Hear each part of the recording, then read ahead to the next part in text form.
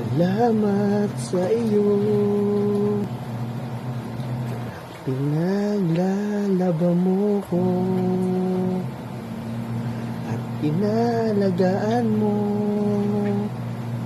kami ng anak mo.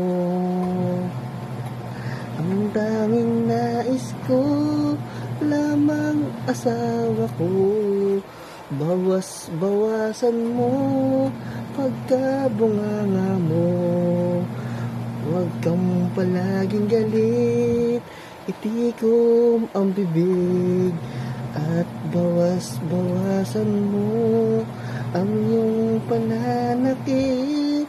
Ang aking dalangin, sana'y mapansin kung ayaw mo ikaw sa aking samain at ika'y tamaan at masasaktan.